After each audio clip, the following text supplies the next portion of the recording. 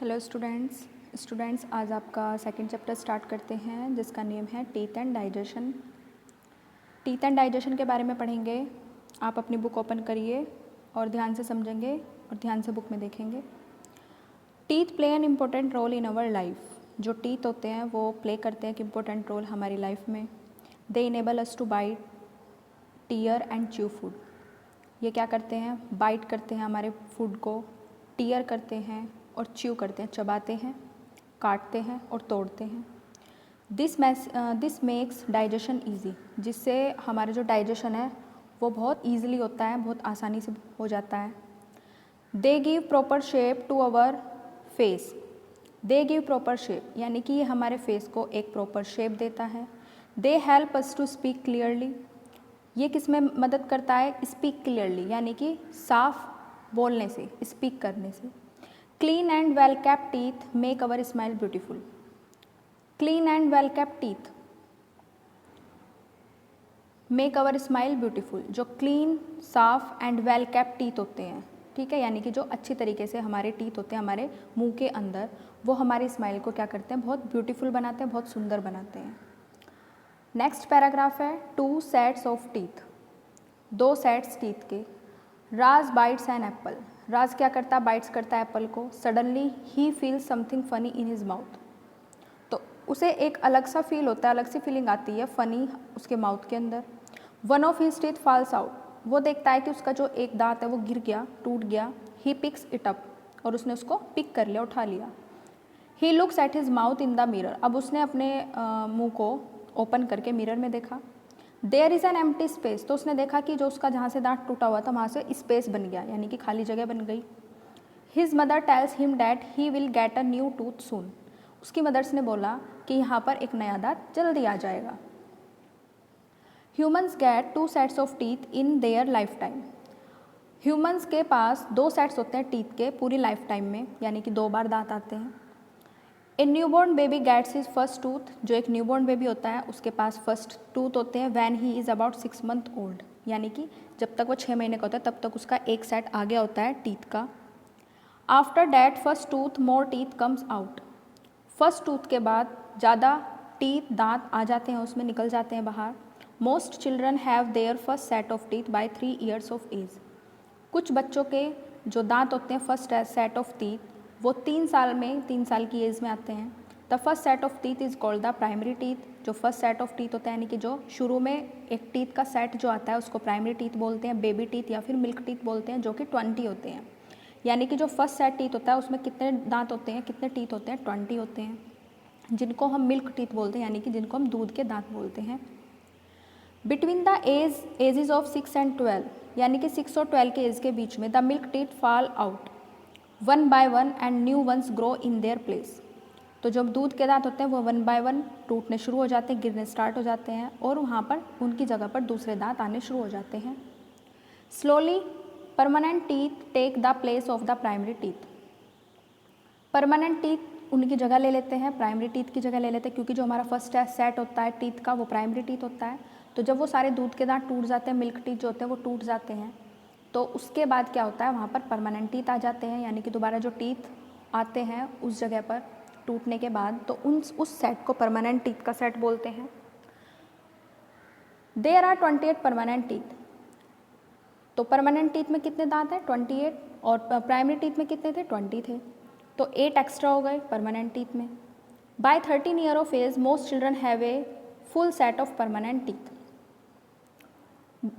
13 years of age यानी कि 13 साल में most children have a full set of permanent teeth, यानी कि 13 साल की उम्र में अधिकतर चिल्ड्रन के, अधिकतर बच्चों के पास पूरा परमानेंट टीथ का सेट आ जाता है। देयर आर 28 परमानेंट टीथ, जिसके अंदर 28 परमानेंट टीथ होते हैं। Most people later get 4 more teeth called wisdom teeth at the back of the mouth. They complete the permanent teeth set of 32 teeth. Most people later, कुछ people के बाद में 4 teeth आते हैं जिसको विजडम टीथ बोलते हैं, पीछे की साइड, बैक साइड हमारे माउथ में। दे कंप्लीट द परमानेंट टीथ, जो हमारे टीथ परमानेंट टीथ को कंप्लीट करता है 32 टीथ में। स्ट्रक्चर ऑफ ए टीथ, अब टीथ की स्ट्रक्चर पर आते हैं, डायग्राम में भी दिया हुआ है टीथ की स्ट्रक्चर। पार्ट्स ऑफ टूथ, जिसमें क्रोन है, पल्प है, ये क्रोन है, पल्प, डेंटाइन, रूट और इनेमल, ये सारी पार्ट्स हैं हमारे टूथ के। Raj looks at the tooth in his palm, Raj ने जो वो दांत टूटा हुआ था वो अपनी हथेली पर रख लिया। It has a strange shape, जिसकी शेप जो है वो स्ट्रेंज थी। The tooth has many parts, tooth के अलग अलग पार्ट होते हैं। The part of the tooth that you can see is called the crown, जो आप टीथ का पार्ट देखते हैं वो क्राउन होता है, जो दिखता है वाइट कलर का। The crown of his each tooth is covered with enamel, जो क्राउन होता है वो कवर्ड होता है इनेमल से। उसके बाद नेक्स्ट पेज पर आइए। Enamel is very hard and shiny, enamel जो होता है वो हार्ड होता है, सख्त होता है और शाइनी होता है, चमकदार होता है। It protect the inside tooth, ये हमारे टूथ को अंदर से प्रोटेक्ट करके रखता है, बचा के रखता है। Under the enamel is the dentine, enamel के अंदर क्या होता है, डेंटाइन होता है। बाहर क्राउन होता है, उसके बाद इनेमल और उसके बाद dentine. Dentine protect the inner most part of the tooth, dentine protect करता है हमारे जो टूथ का इनर मोस्ट पार्ट है, अंदर का जो पार्ट है उसको सुरक्षित रखता है, प्रोटेक्ट बचा के रखता है। कॉल्ड द पल्प, जिसको हम पल्प बोलते हैं। The pulp is soft and has nerve ending and blood vessels, जो पल्प होता है वो सॉफ्ट होता है, बहुत मुलायम होता है। Has nerve ending and blood vessels, जिसमें नर्व होती है और ब्लड वेसल्स होती है, यानी कि जहाँ से हमारा खून का संचार होता है, रक्त का संचार होता है, वो वाली वेसल्स होती हैं, सेल्स बोल सकते हैं, nerve cells. The pulp is attach to the root to the tooth, जो पल्प होता है वो अटैच्ड होता है रूट से टूथ तक। The root is under the gum, और रूट क्या होता है, अंडर द गम, यानी कि गम के नीचे अंदर की तरफ होता है रूट। टाइप ऑफ टीथ, अब टीथ के प्रकार पर आते हैं, टाइप्स पर आते हैं। We have different type of permanent teeth in our mouth, each one has its own function, हम अलग अलग तरीके के परमानेंट टीथ देते हैं अपने माउथ में। Each one has its own function, जिसका अपना फंक्शन होता है। The two front teeth are called incisors, दो front teeth are called incisors और कटिंग टीथ, जिसको इंसीजर्स बोलते हैं, फ्रंट के दो टीथ को इंसीजर्स और कटिंग टीथ बोलते हैं, जिनसे हम काटते हैं अपने फूड को। They are 4 incisors at the top and 4 at the bottom, 4 incisors ऊपर की तरफ होते हैं और 4 नीचे की तरफ बॉटम में होते हैं। Incisors are chisel shape, incisor की जो शेप होती है वो चीजल शेप होती है। These teeth are used for cutting and chopping food, ये क्या करता है, कटिंग करने में फूड को, चॉपिंग करने में मदद करता है, यानी कि पीसेस करने में। आपके डायग्राम में भी दिखाया हुआ है, देखिए इंसीजर्स, कैनाइंस, मोलर्स और प्रीमोलर्स। ये हो गया इंसीजर्स, फिर कैनाइंस, फिर मोलर्स, फिर प्रीमोलर्स। तो हम बात करें इंसीजर्स की। अब इंसीजर देखिए, जो सामने के ये वाले जो दांत हैं और ऐसे ही नीचे वाले जो दांत हैं, यानी कि 4 ऊपर और 4 नीचे, जो ये टीथ हैं इनको इंसीजर्स बोलते हैं। The pointed teeth by the side of the incisors are called canines, जो पॉइंटेड टीथ होते हैं by the side of incisors के साइड में, उसको कैनाइंस बोलते हैं। और टीयरिंग टीथ, यानी कि जो हमारे भोजन को काटने का काम करते हैं, तो उस टीथ को टीयरिंग बोलते हैं। दे आर 4 कैनाइंस, 4 कैनाइंस है, 2 एट द टॉप, 2 ऊपर की तरफ है और 2 नीचे की तरफ बॉटम में। Canines help to tear food, तो कैनाइन क्या करता है, टीयर करने में, यानी कि तोड़ने में हेल्प करता है हमारे फूड को। नेक्स्ट है, next to the canines are the premolars, canines से नेक्स्ट जो होते हैं वो प्रीमोलर्स होते हैं। डायग्राम में देखिए, we have 8 premolars in all, हमारे पास 8 प्रीमोलर्स हैं, 4 टॉप में और 4 बॉटम में। Premolars are big, strong and have ridges, premolars बड़े होते हैं, स्ट्रॉन्ग होते हैं। Premolars help us to crush and grind food, premolars किस में हेल्प करते हैं, हमारे फूड को क्रश करने में, चबाने में, ग्राइंड करने में, पीसने में। Behind the premolars are the molars, premolars के बिहाइंड, पीछे की तरफ मोलर्स होते हैं। We have 8 molars, 4 at the top and 4 at the bottom, ये भी 8 मोलर्स होते हैं, जैसे प्रीमोलर्स 8 होते हैं ऐसे ये भी 8 होते हैं, 4 ऊपर की तरफ, 4 नीचे की तरफ। Molars are wider and stronger than premolars, molars जो होते हैं वो चौड़े भी होते हैं प्रीमोलर से और स्ट्रोंगर, मजबूत भी होते हैं। They grind and crush food and help us to swallow food, चबाने में, पीसने में और स्वेलो करने में फूड को क्या करते हैं, हेल्प करते हैं।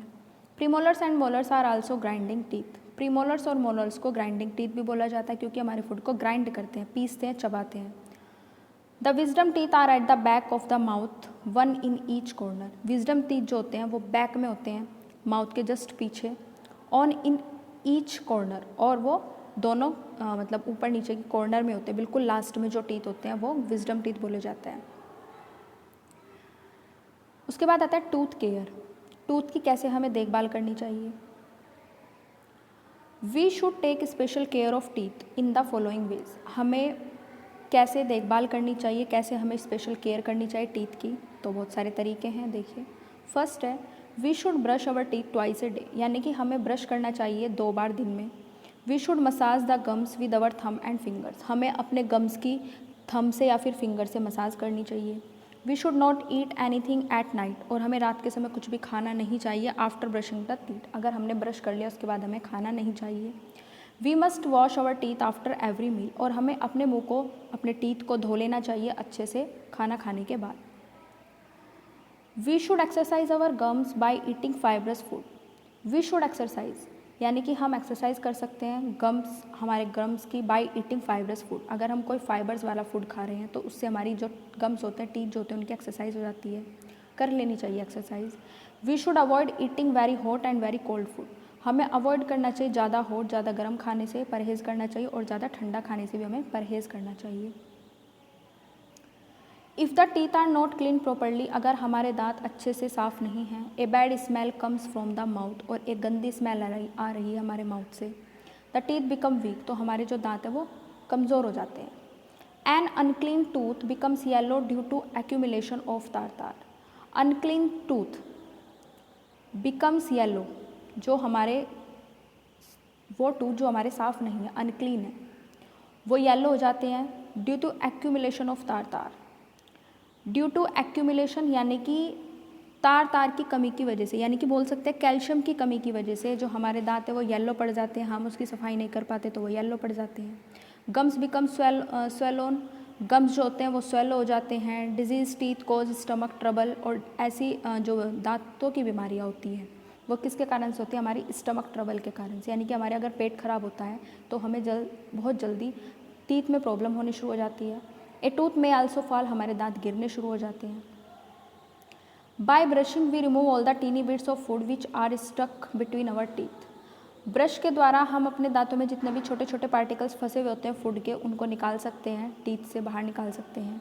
If tiny bits of food are left in our mouth, अगर छोटे छोटे बिट्स पीसीज फूड के वो फंस गए माउथ में, these attract bacteria which harm our teeth, जो अट्रैक्ट करते हैं बैक्टीरिया को और हमारे टीथ को क्या करते हैं, नुकसान पहुँचाते हैं।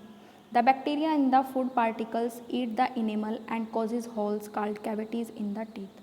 जो बैक्टीरिया होते हैं वो फूड पार्टिकल्स को ईट करते हैं, जो हमारे दांतों में फंसा हुआ भोजन होता है, छोटे छोटे पार्टिकल्स फंसे हुए होते हैं फूड के, उनको खाते हैं। इनेमल, हमारे जो टीथ इनेमल है उसको खाते हैं, ईट करते हैं, जिससे हमारे दांतों में होल्स हो जाते हैं छोटे छोटे, देखो डायग्राम में भी दिखाया हुआ है, छोटे छोटे होल्स हो जाते हैं, गैप बन जाता है, जिसको कैविटीज़ बोलते हैं हमारे दांतों के अंदर। देखिए, ये जो आपका कैरीज इन टीथ वाला डायग्राम है, इसमें जो आपके टीथ दिखाए हुए हैं, इसमें देखिए ये जो बीच में रेड रेड येलो येलो सा दिखाया हुआ है, उसमें आपके होल्स बने हुए हैं, यानी कि जिसमें जम्स लग गए, बैक्टीरिया लग गए, और उस बैक्टीरिया ने तुम्हारे जो इनेमल्स हैं टीथ के उनको खा लिया और वहाँ पर कैविटीज़ बना दी, स्पेस बना दिया, जो हमारे दांतों को कमज़ोर बनाता है, और कमज़ोर होने के बाद इनको ये टूट जाते हैं।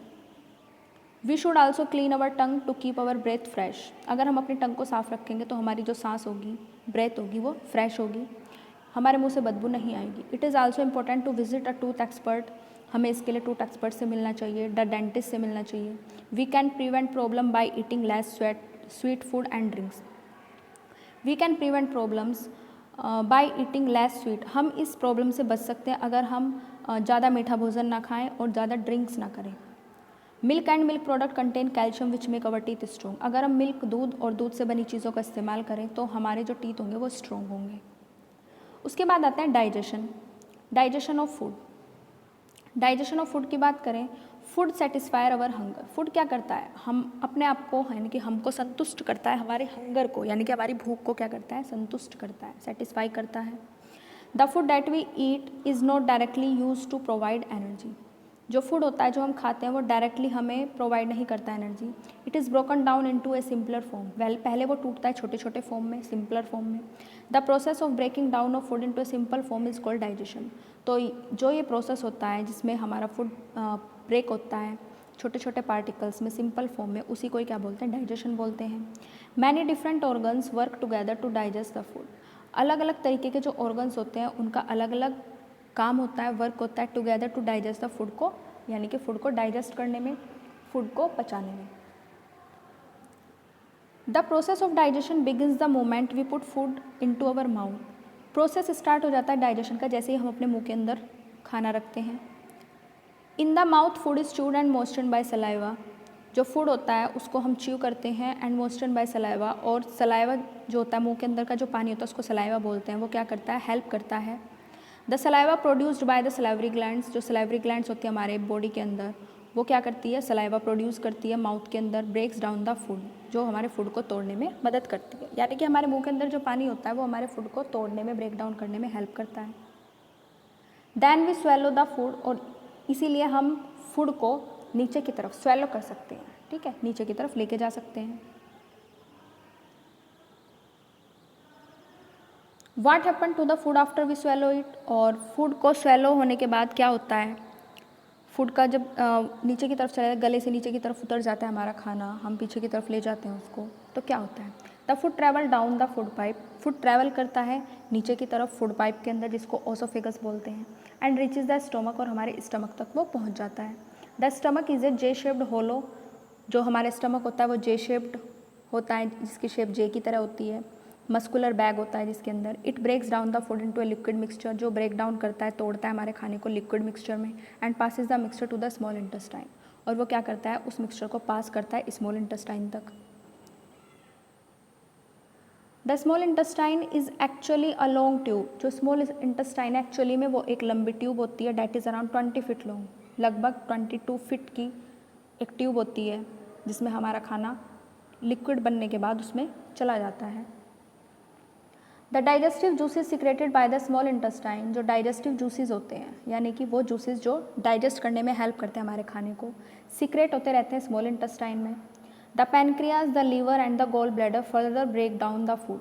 जो पैनक्रियाज होते हैं हमारे बॉडी के अंदर, गॉल ब्लैडर होते हैं, वो क्या करते हैं, हमारे फूड को तोड़ते हैं, so that the blood vessels in the walls of the small intestine can absorb the essential nutrients in the food.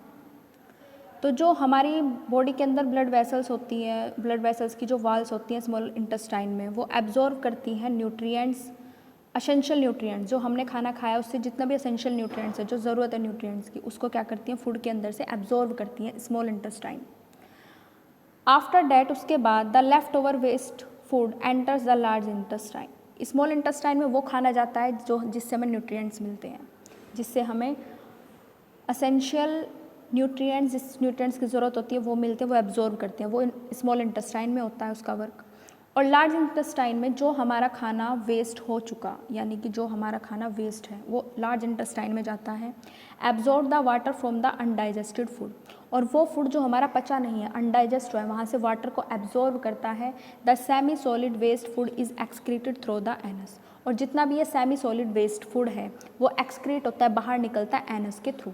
Anus के थ्रू जितना भी वेस्ट मटेरियल है वो सारा अनडाइजेस्टेड फूड बाहर निकल जाता है। अब एक बार बच्चों आप डायग्राम में ध्यान दीजिए। आपका ये डायग्राम है द डाइजेस्टिव सिस्टम, ठीक है। उसमें आपके फेस के पास होती है सलाइवरी ग्लैंड, जिससे सलाइवा निकलता है। ओसोफेगस होता है एक फूड पाइप, जिससे हमारा भोजन जो है वो नीचे की तरफ जाता है, डाउन में। देखो बीच में दिखाया हुआ है ये लाइन जो है। नेक्स्ट है आपका लीवर। लीवर की बात करें तो ये रेड कलर का जो बना हुआ है वो लीवर है। गॉल ब्लैडर उसी के नीचे होता है। उसके बाद लेफ्ट में चलें, राइट में चलें तो स्टमक है। स्टमक के बाद पैनक्रियाज है।